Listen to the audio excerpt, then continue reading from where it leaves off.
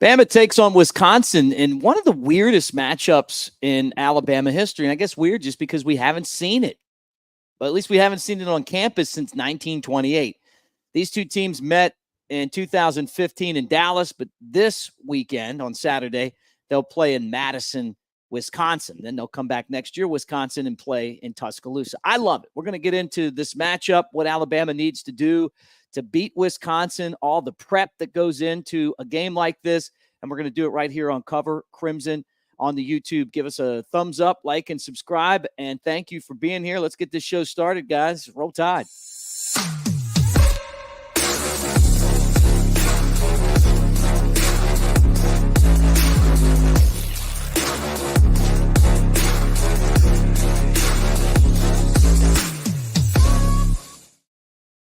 He's Clint Lamb, and I'm Mick Gillispie, and together we make – no, I'm just kidding. We're just Bama guys talking about the Crimson Tide right here on Cover Crimson. We do this every day, and we appreciate you guys for being here with us as we talk football. Clint, this is one of those weird matchups, but I'm sure it's been played out a lot over the years on video games just because of the helmets.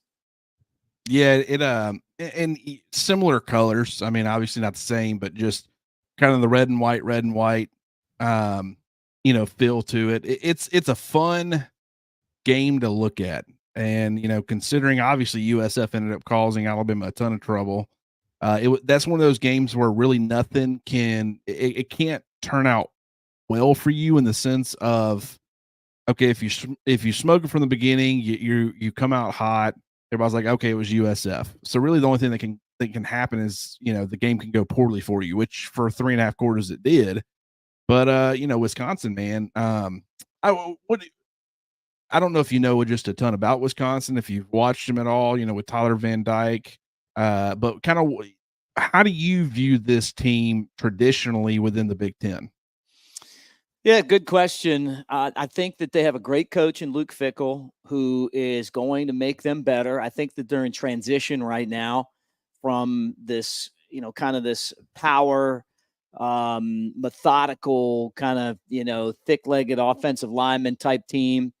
It's going to run the football, and then Fickell's going to try to make them a much more dangerous throwing the ball, that they've always kind of played sticky defense, that they're going to keep the game close with physicality. And I think that right now they're kind of, as I would say that it's probably in transition. I mean, being his second year, right? But I've always had them in the beginning of the second tier of the Big Ten. I think that the equivalent of maybe an Arkansas for some reason, I've always kind of, maybe it was Brett Bielema, but I always kind of had him in that category. They'll power a 10-2 season together, but it seems like when they play the elite teams, they don't win. But then at the same time, they don't get upset a lot either. It's not like one of those programs where you're like, oh, they just lost to, whoever, Rutgers or Indiana, Minnesota. They take care of the games they're supposed to, but it's hard for them to kind of get that next level. Almost like before the Clemson run with Dabo, the Clemson version of their conference. That's actually interesting. I don't hate that at all. They've just always been one of those teams. It's like you respect them. They won their way, for a long time. But I just think in this current era of college football, you can't do what they did for so long. You got to have, you got to be able to spread teams out a little bit. You can run the football effectively, but how you go about doing it, it's just different than it looked for forever. And so kind of watching them go through that transition, because you still fall into the trap sometimes of thinking, okay, it's Wisconsin. They're going to play really good defense. They're going to be able to run the football. They're going to have a big, strong offensive line that tries to push you around. They're not going to have really a passing game that, can really threaten you too much. But, and granted, up to this point, because they are in that transition, I think you are getting some of those elements. I don't think they're as good defensively as maybe, you would have expected, even though I think they do have some players on that side of the football. I don't, offensively with Tyler Van Dyke, it's I'm surprised under Phil Longo they haven't run more tempo. That was kind of, just knowing what I know about him, I thought that they would do a little bit more of that. Maybe it's just the personnel they still have. They feel like, kind of going a little bit slower is the way to approach it right now. But just, they got a quarterback who can, when he's on his game, they can take advantage, have some success through the air. They are going to have a pretty decent, strong running game. They got a couple of backs that are pretty good. But they have some question marks too. So I'll be curious to see how Alabama bounces back this week. I think just the fact that, USF already carries the tempo to a completely different level than most teams. That's obviously, much different than even Wisconsin was supposed to be. But even, Wisconsin's not even really doing the tempo that we were expecting from them. So I don't know how that's going to play out, but I feel like that plays in Alabama's favor right now. Mm-hmm. Yeah. Well, I mean, I feel like the matchup plays in Alabama's favor because they're going to have better, skill players at pretty much every position. I mean, they should be better on the offensive line, even with the offensive line struggling last week. Obviously, what we've seen with Ryan Williams, we haven't even gotten the best of Law or Bernard yet, and Alabama's still hitting some explosive plays.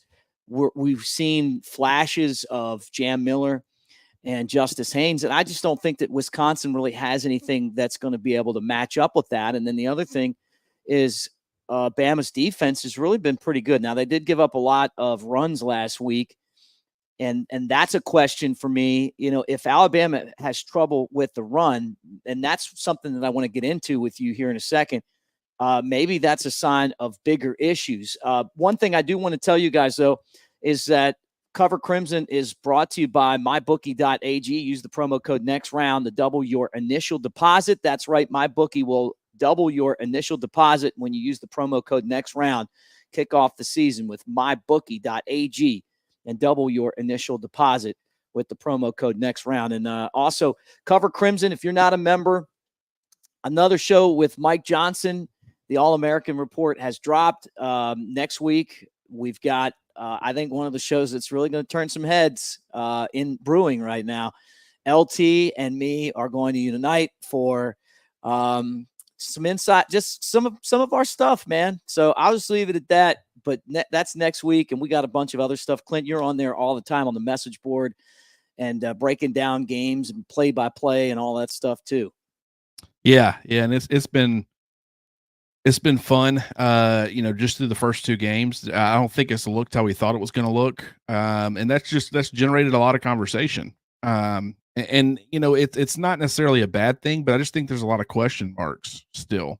I'm not as confident in the depth because we've seen some of the depth have to step up, and it hadn't performed great. Now, from an offensive line perspective, there needs to be continuity.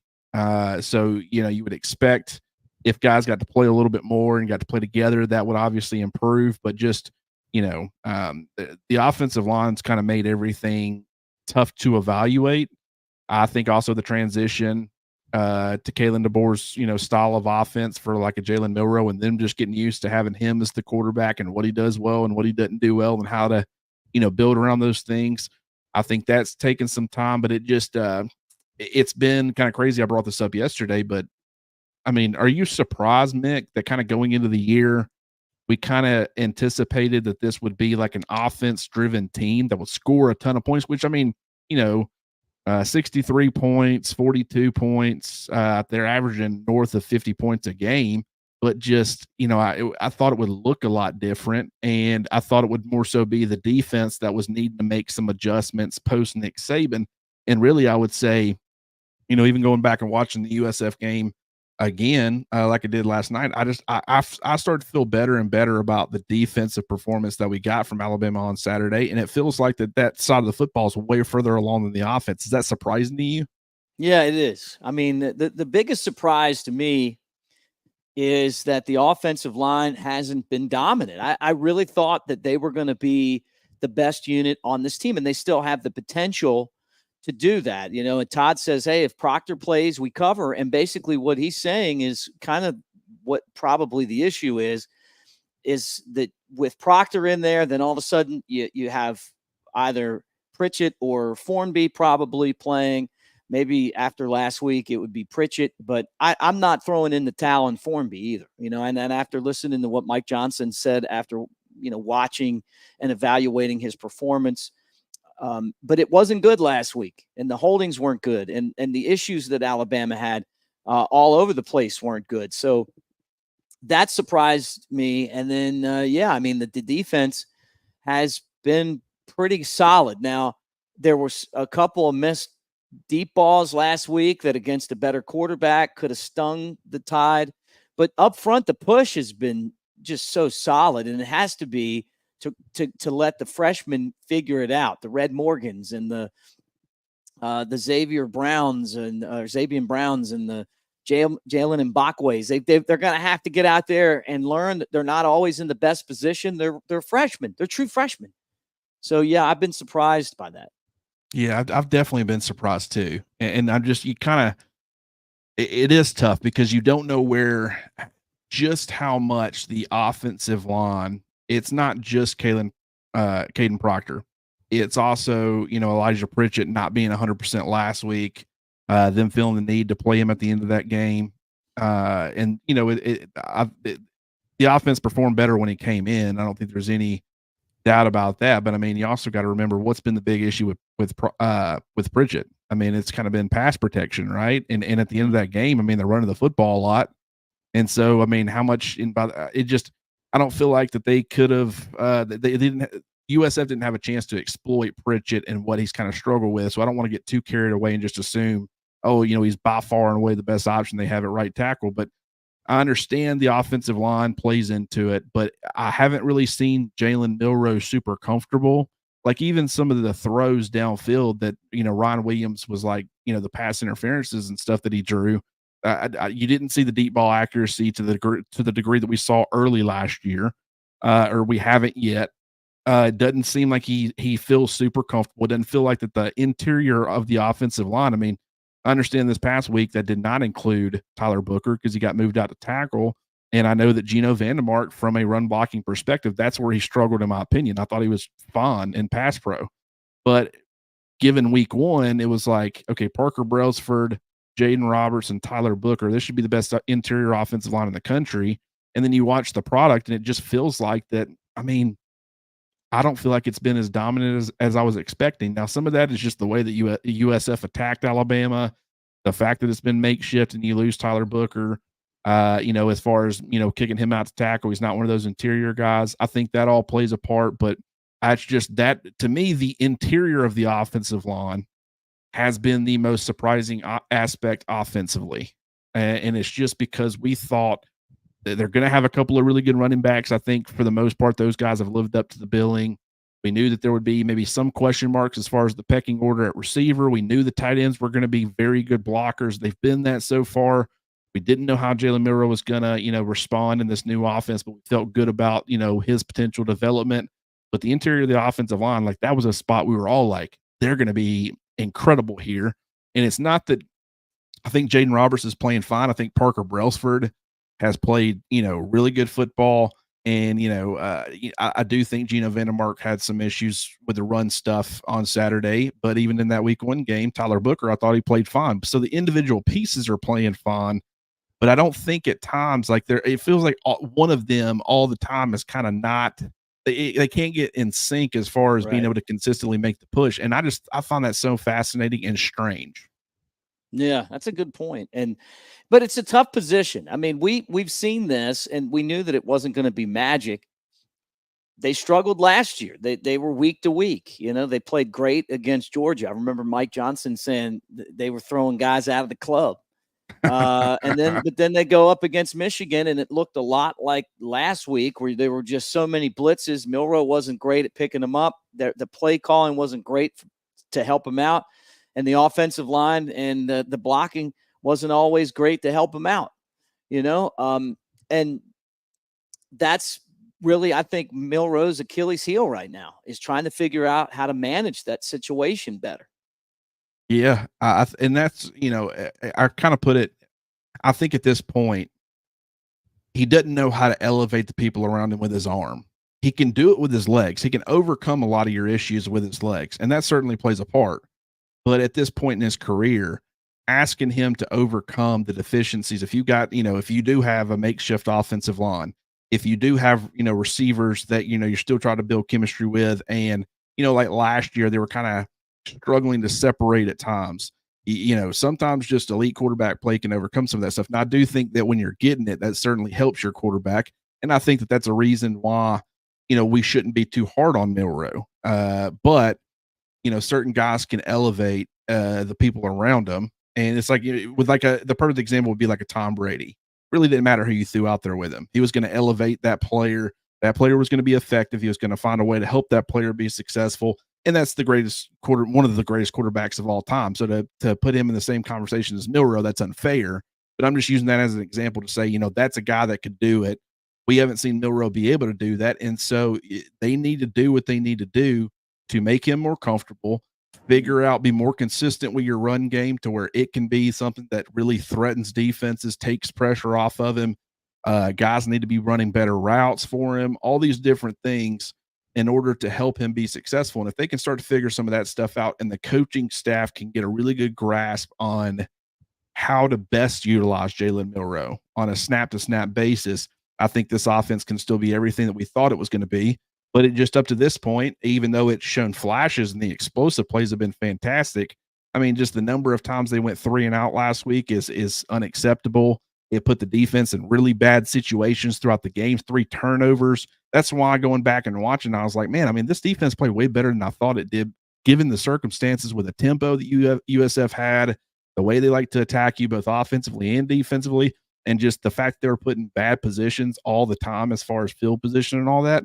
I thought they had to overcome a lot, and only giving up 16 points I thought was actually pretty impressive.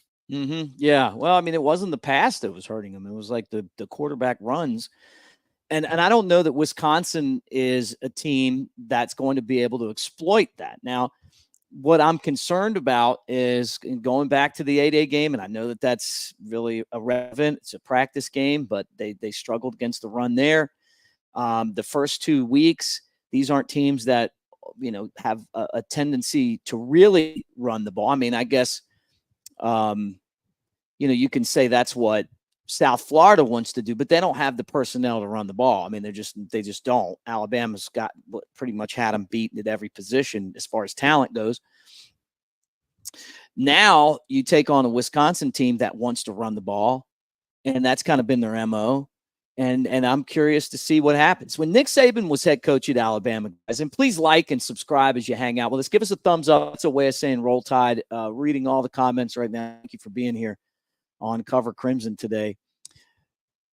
He killed these teams. I mean, they had no chance. I mean, he wiped these guys out because what he would do is have his defense take away the run, force him to pass, get after the quarterback that's not mobile, and just put a bunch of pressure on him. I mean, that's what they did against Georgia last year too. I would actually, Tyler Van Dyke is not.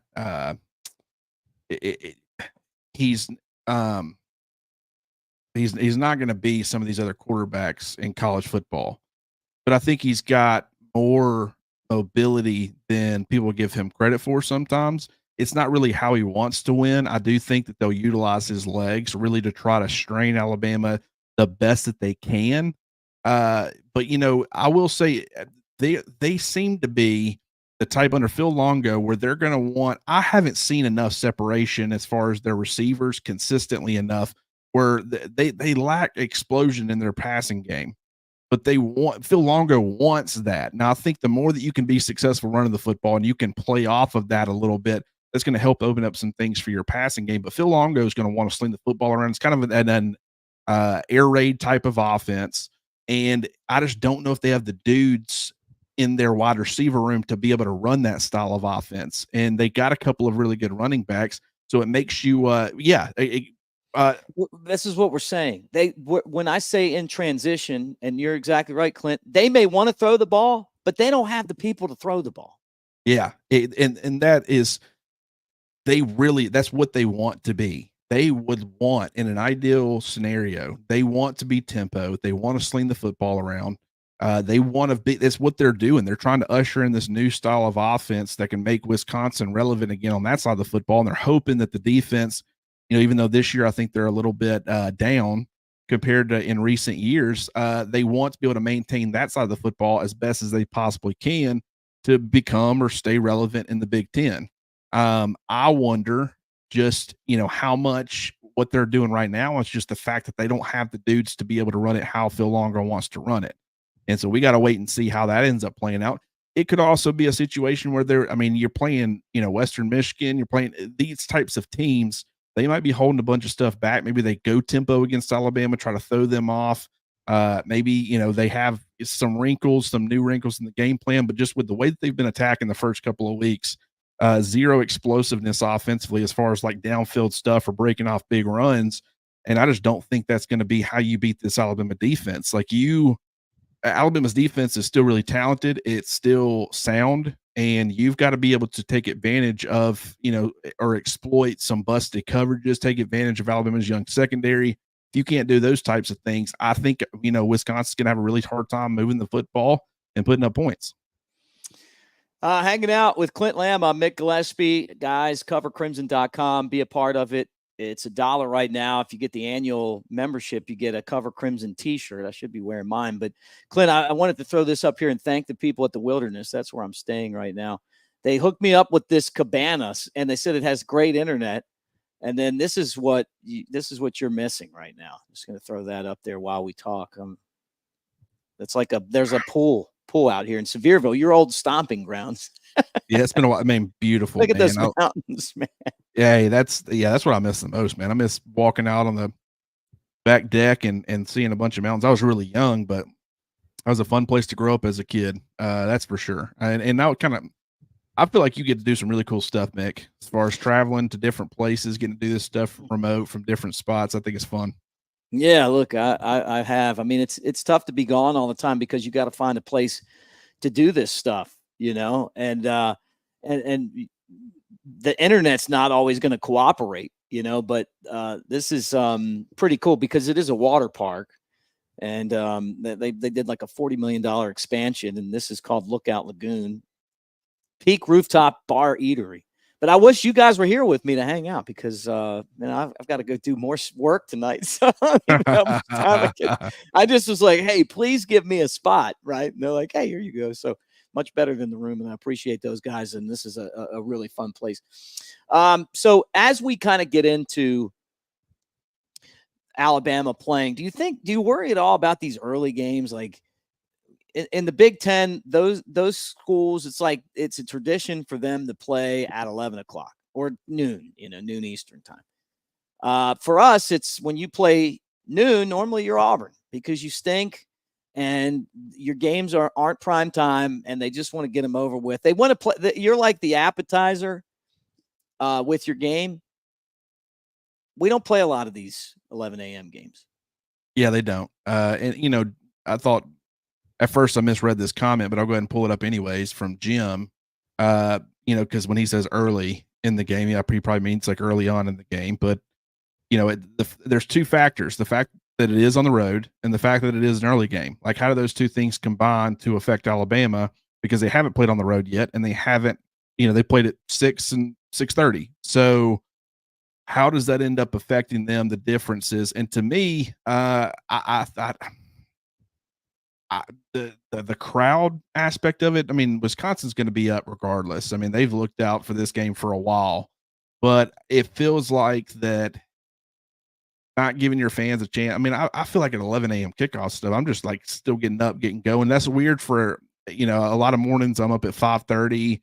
And so, by 11, you think you're rolling really well, but it's like an afternoon thing. I'm surprised it's not like a 2:30 kickoff or a 6 o'clock kickoff or something like that. I understand how things operate in the Big Ten. I totally get that. But my point is that I just think that they're kind of doing themselves a disservice in this type of game to kind of look at it and say, hey, let's roll at 11 a.m. and let's see if our fan base can't, get riled up and stuff and create a really hostile environment. I'm sure they'll do the best job they possibly can, and it will be a hostile environment. Camp Randall's a tough place to play.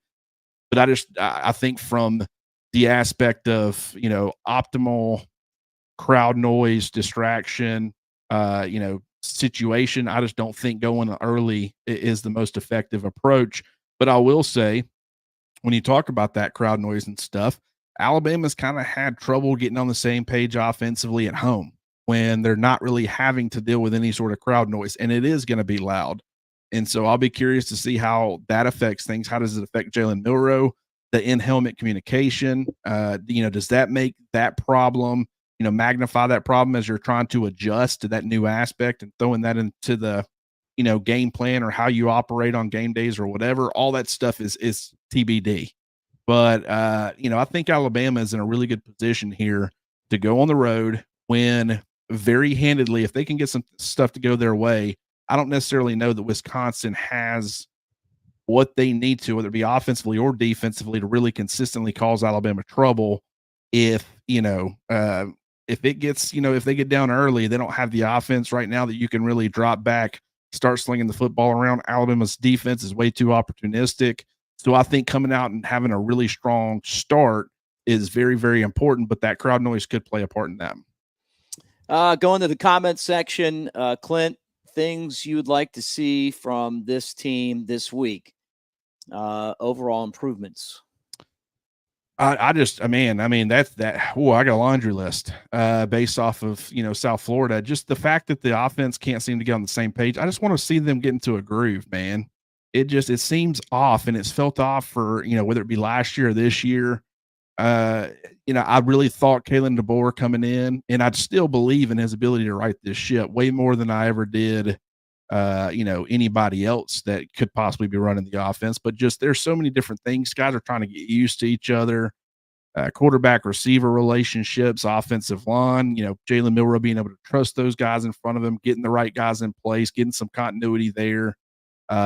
Getting some confidence and trust with your play caller in certain situations. I don't know, man. It just, to me, that's felt very off. I'm waiting for things to get more consistent. And if they can do that, then this could be a very dangerous football team. But I want to see that. I want to see, the receivers, all the little things like Jamarcus Shepard talked a lot about, having the receivers do all the little things right, focusing in on things like route running and all that. We've seen some issues with the route running up to this point. Would like to see more consistency there. You like to see more consistent play out of the right tackle position. One thing we have not seen yet, other than at the end of the last game, was Elijah Pritchett at right tackle. And I will say he did look more comfortable, which is wild because he spent pretty much his entire career at Alabama, mostly playing on the left side. So you would think that he would be, less comfortable playing on the right side, but I thought he came out there last week and he looked comfortable. So I would like to see Caden Proctor come back. I'd like to see Pritchett be healthy. Obviously, you're still going to see Wilkin Formby. I wouldn't be surprised if they rotate those guys. But when you see Pritchett, how does he look on that right side when he's being asked to both pass protect and run, be a run blocker as well? A lot of my questions right now surround the offensive side of the football. What about you, Mick? Do you agree? Yeah, man.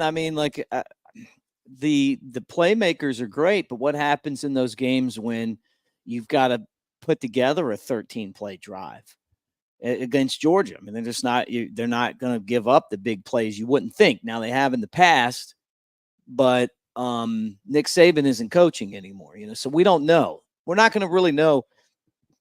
We're learning about this team right now, who these guys are, right? And at the end of this game, Clint, I still might not know who they are. I'll have a better idea, right? The way they played the final 6 minutes last game tells me a lot, just as much as the struggles. When they got the opportunity to put their opponent away, they did it. Now it wasn't a pretty game, but now you go to Wisconsin. How's this team going to look on the road? Is Alabama ready to make a step on the road? Because they used to dominate on the road. Then they seemed like they played with anxiety. What's this going to look like? We thought the offensive line was going to be a big improvement from last year, and it's about the same. So that's got to get better. So I guess just all in all, I'm waiting on this team to kind of find its identity. And I know that this game will help me figure out what that is. The Georgia game is going to be the game where we really know who they are and where they're at. because that's an adult fight right there. And it better be, because if you're not ready for that in that game, you're going to lose. But you can't look past this game on the road either, so it's just it's one of those things. What makes the season so interesting is that I guess I just want to see a clean game. And I think a lot of you guys in the comments section have said that, cut out cut out all the mistakes. I don't want to see 200 yards of offense taken away because you're holding.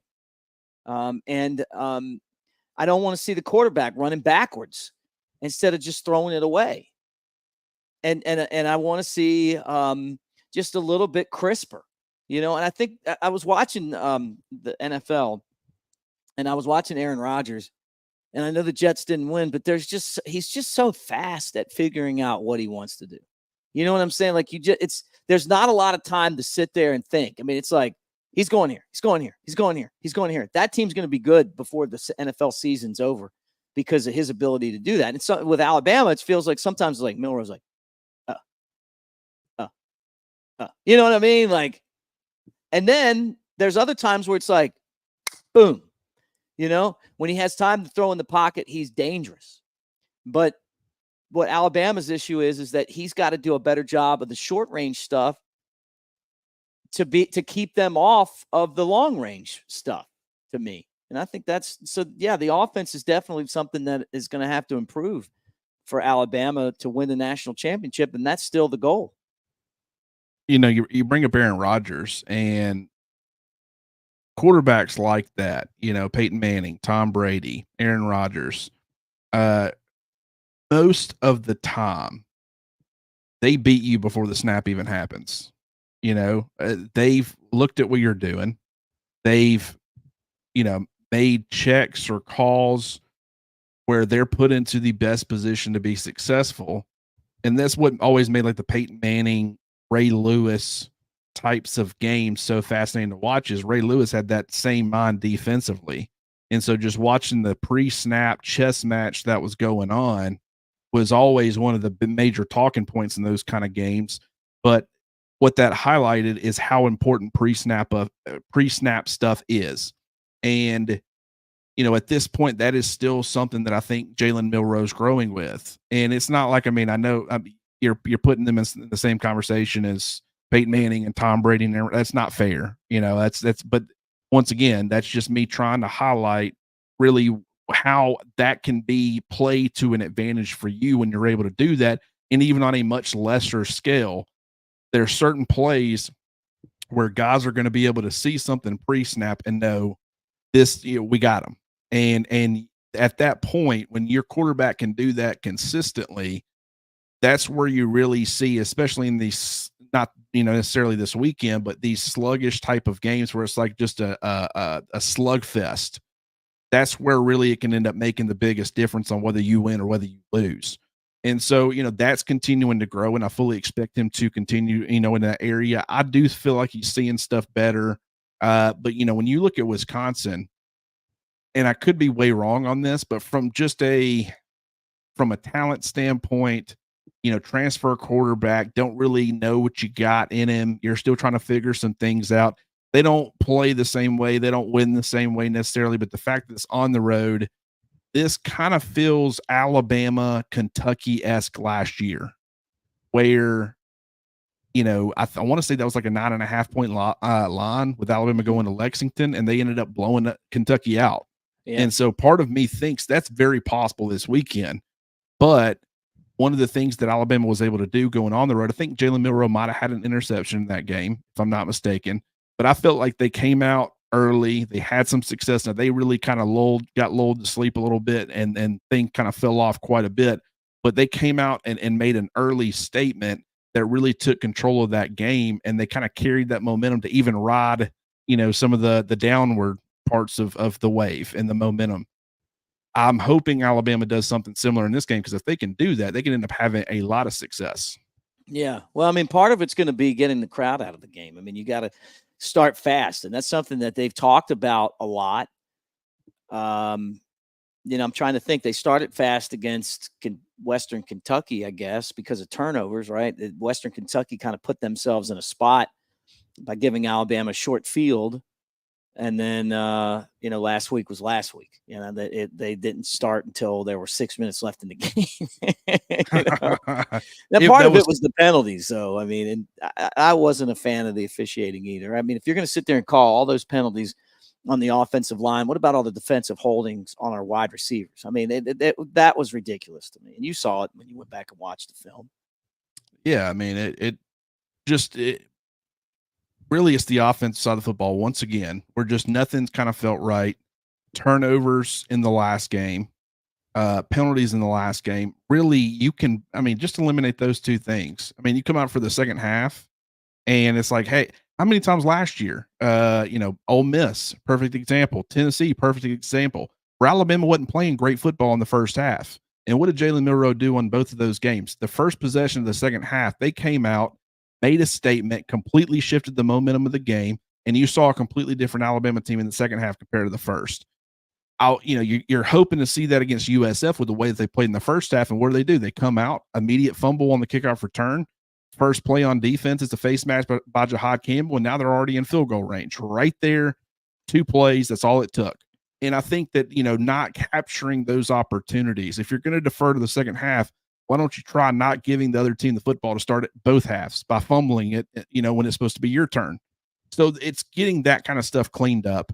It's getting the penalties cleaned up where when you do have an now some of those penalties, by the way, the explosive play was almost a direct result of the penalty. Like it certainly affected the play. Sometimes that's not always the case. The block in the back by Tyler Booker being a prime example. I don't think that hardly made, by that point, the play had been made. But, stop shooting yourself in the foot in some of those situations and having success offensively. And now you go from touchdown or explosive, successful play to really get, momentum going to now it's, 1st and 20. That's just, that can't happen. It's too limiting. And until we can see, maybe that's the entire problem. Maybe it's just really hard for Nick Sheridan and the Kalen DeBoer brain trust to really get in a good groove when they're constantly having to work that far behind the sticks. And so, I would like to see, them clean up as much as that as they possibly can. And if they can, I think we'll see a much improved product on Saturday. You think they'll be faster to the adjustments, though? Like where they brought in 7 guys to block. When maybe you change the game calls a little bit to give Milroe some options if he's got 5 guys blitzing him from every corner. I mean, is there something that they could do faster? Yeah, and that's kind of some offenses or really defenses, both sides. The approach is let's get to halftime. And I think your best offenses are the ones that kind of can make the adjustments in stride and they don't have to wait. Like, this is what happens, especially in these bigger types of games. You see what a team has been doing. You'll attack them in a certain way based off of that. And they're trying to play the mind games too of, okay, what kind of new wrinkles can we throw in? What would we do to attack us? And then you try to throw some things in there that can maybe exploit that. So that's why sometimes, especially when you're playing Alabama, like the whole Alabama gets everybody's best game. It's not just a momentum capturing thing and guys are fired up to play Alabama. The coaching staff is on their game. They've been preparing. They've been studying as much as they possibly can. And they look at Alabama and they're like, let's throw something at them that they do not see coming. And it was like every week, especially the last couple of years, Alabama was stepping on the field defensively. They think, oh, good week of preparation. We've got all of our, I's dotted, T's crossed, the whole 9 yards. And then just something out of left field comes and it's like, man, didn't see that coming. And it was a hard time adjusting. And I think that's where your assistants can come into play and play a huge advantage for Alabama. But also I think that, Alabama's got to get a better job or do a better job of on the fly, recognizing some of those things, adjusting and taking advantage. I don't feel like they've been doing that enough.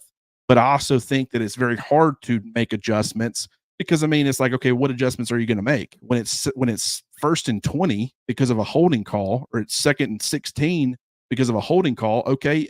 The playbook is the playbook at that point. How many screens are you going to do in those situations? How many, draws, all these different things, these blitz beaters, it limits what you can do. So this is why preseason, I was very big on stay ahead of the change of the sticks. have success on early downs to where the entire playbook remains open and you give yourself a chance to be successful. We just haven't seen that to this point. Well, they got an opportunity on Saturday. The best part about it for me is that the postgame show is coming up right after the game, which means that we'll be able to hang out with you guys, talk about it, break it down, and it won't be, so late at night. We can all even watch some games together. And this Saturday, it's not like there's a ton of really good games on either. This isn't like one of those weeks where you're like, oh, yeah, I thought last week that Oregon and Boise State was going to be a good game, and it turned out to be a good game. Like, I was excited about that. That contest, but promise you we won't have the disconnection issue this week if you come hang out with us on the post game show. I've been in a bad mood all week about that. I don't know what happened, but it's as soon as it's all of a sudden, we were planning on being on the air for another hour probably, and then all of a sudden the thing just cut off. But make sure that you guys know that we'll be here taking your calls right after the game. And I may be back here again. I mean, I don't know. Like, should I just do it from the cabana? Would this be a great place to just hang out here and take calls? And then there's a pool out there. I can just jump in the pool and come back in here. you know what's playing to our advantage as far as how much fun this post-game show is going to be? Now, it might not be very fun if Alabama doesn't play well, or if, heaven forbid they lose. But assuming they play well, the post game show, the fact that it is an 11 a.m. kickoff, that helps tremendously, because that game will be wrapping up. There will be other football on, but not a ton of great football. So come hang out with us, have the discussion. Let's break down Alabama. It should be around what 2:30, 3 o'clock, perfect time, and we'll ride that thing as long as we need to. As long as there's tons of people in here and you guys got questions and we're having fun, we're having a good time. We'll ride this thing as long as we need to, because we love talking to you guys and hanging out. Yeah, no doubt. I got to hear the Coach DeBoer press conference. We always throw that in there, and then comment on that, and then Big Elmo jumps in sometimes. So I'm sure we'll hear from him, and then all the great calls, man. And it's always honestly, it really is fascinating to me. And Clint, you talked about this, I think, off the air, but how some of the callers are just geniuses when it comes to football, man. And I call those guys like the All-American team, that just come in and that just throw a bunch of knowledge on us. It's one of my favorite things, because and if we meet out in public and you ask me a question, hey, there's no such thing as a dumb question, because I understand that people have different understandings of the game. But I can't tell you how many people I do come across. There was two guys at that next round, that with that party or whatever, kickoff party that we had at walk-ons, and just talking to some of the Bama fans there, it was just incredible to hear, exactly what they knew, and kind of, they had their questions, and we just had a great conversation. People on the message board over at covercrimson.com, Jackson does a phenomenal job with the content that he does over there, and he's just a subscriber, but he knows the game. He shares his thoughts. I read that. I take away a ton from it. People in the comments, I love the comments, because it's such a conversation driver. We can pull something up. We can talk about it if it's a question, if it's a point, whatever. But it's limiting. Like, you're not going to be able to, say a whole lot in the comments. But if you can call in and just, spend 5 minutes with us, whatever, and just kind of share your thoughts. Maybe it's questions. It doesn't have to be some, great extravagant, conversation, but just call in and talk with us. I absolutely love that, man. That is by far my favorite aspect of this job, because I'm always so fascinated with the people that we all love football, and so many people that listen to this show, they know football and they enjoy it to the same degree that we do. And whether you do or you don't know it like we do, doesn't matter. We love talking about it with everybody. It's so much fun. Guys, please give us a thumbs up, hit the bell so you know when we're dropping live content or new content. You guys are going to get a bunch of Alabama content. We're like 2-3 shows a day right now, plus covercrimson.com, where you can talk it out on the message board and get involved, and and check out some of our exclusive content that is there. And we're brought to you by mybookie.ag. Use the promo code next round to double your initial deposit at mybookie.ag. Promo code next round, as we roll into already week 3, which is unbelievable. Can you believe it's week 3 already? Scary. I'm afraid if I blink too many times, it's going to be week 13 Iron Bowl. Like it's just, I feel like it's going by super fast. But it also speaks to how much fun this has been, man. I love it every week, and I love all the listeners. Love all the people on the message board, and listeners just becoming family, and we just appreciate you guys so much. Guys, we're going to be with the Tailgate Show. Jake Coker, me, and I think Ryan Anderson. You're invited, Clint. Old River Grill this Friday, and then that'll be 1 to 3. That's where we basically record the Tailgate Show that airs on radio in Alabama on Saturday, and then we're going to be at Innisfree, probably 1 to 3, 1 to 4 for the Georgia game. So back to Innisfree. I know many of you guys that go to Alabama games always swing over there, but that's a pre-recorded show that we do on Friday. So Clint, make a note of that and swing over there as well. And then we want you guys to sign up, man. Sign up, covercrimson.com. And we'll try to get you to do that in person. We'll try to get you to do that on here, but we're putting a lot of time and effort into this, and you guys are making this great, and we appreciate it. So $1 get you in. If you do the annual membership, you get the T-shirt and get to hang out with us more. So thank you so much. Any final thoughts, Clint? Nope. Just excited to see how things turn out. We got another live show tomorrow, and then we'll be doing our picks. I think I did a little bit better this week on the picks. Still not great. I think I'm like a 500 kid, but you know what? I'll take 500 all day compared to 2 and 5. So, those are always fun. But we got one more live show, and we'll be diving more. What Kalen DeBoer said today. Got the coaches show, and so we'll be doing that as well. Just a lot of good content coming in over the next couple of days. All right, roll tide, guys. Thanks for being in the comment section. We'll talk to you later.